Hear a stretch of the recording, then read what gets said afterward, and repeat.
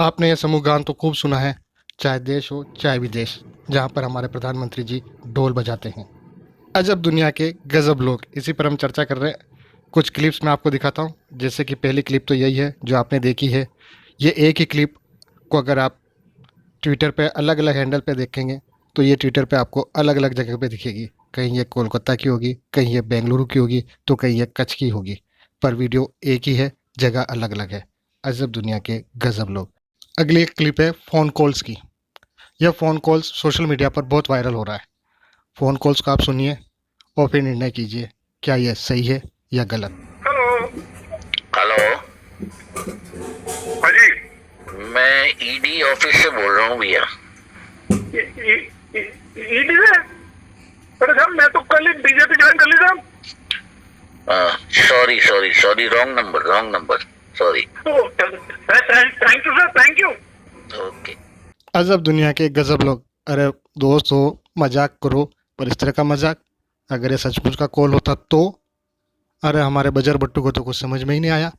वो तो कहने लगा ये फ़ोन सच्चा है, और हम कह रहे थे दोस्त मजाक कर रहे हैं। अब मजाक मजाक में किसी को हार्ट अटैक भी आ सकता है, जो सचमुच में ईडी से डरता है। वैसे भारत के आम आदमी की एक विशेषता है, उसे ईडी के डरने की जरूरत ही नहीं है। उसके लिए तो हमारे प्रेम भाई साहब ने अपनी पिक्चर में एक डायलॉग बोल रखा है।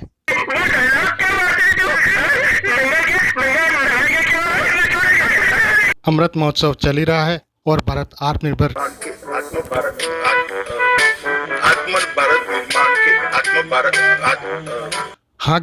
हाँ गृह मंत्री जी, समझ में आ गया। आत्मनिर्भर भारत, समझ में आ गया। माफ़ करना, संगत का असर हो गया। वैसे मैंने भी 12वीं पास करके इंटर पास कर ही लिया था। वंदे मातरम, वंदे मातरम, आप उसी महाविद्यालय में पढ़े थे जहाँ 12वीं पास करके इंटर पास कराया जाता है। अजब दुनिया के गजब लोग। ये NRC, national citizens register of citizens, national citizens register of citizens. इस पर 5 मिलियन टन जाने के लिए हम बिल्कुल तैयार हैं। देख लीजिए हमारा प्रयास, हम वर्ल्ड की 5वीं इकोनॉमी में आ गए हैं। अजब दुनिया के गजब लोग। चलो भाई, मान लिया नसीब वाला है, या तो आपकी जेब में बचाना है।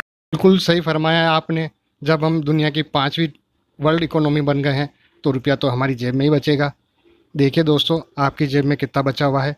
आपको ये गैस सिलेंडर के ऊपर प्रधानमंत्री जी की फ़ोटो नज़र आ रही है। ये भी अजब दुनिया के गजब लोगों का कारनामा है। दिलचस्प वाक़या तो आपको याद ही होगा, सोशल मीडिया पे बहुत वायरल हुआ था, जब वित्त मंत्री जी ने मोदी जी की फ़ोटो न होने पर कलेक्टर साहब के।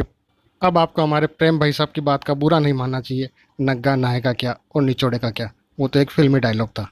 आपने भारत को वर्ल्ड की 5वीं इकोनॉमी बनते हुए तो देख ही लिया, अब आगे देखिए और क्या हो रहा है। हम ये भी देख रहे हैं कि जैसे जैसे भ्रष्टाचारियों पर एक्शन हो रहा है, तो देश की राजनीति में नया पोलराइजेशन भी शुरू हो गया है। देख लिया आपने लापरवाही का नतीजा।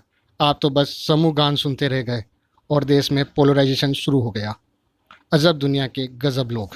कि विदेश से काला धन वापस लाएंगे, और क्या बोले मैं समझा नहीं।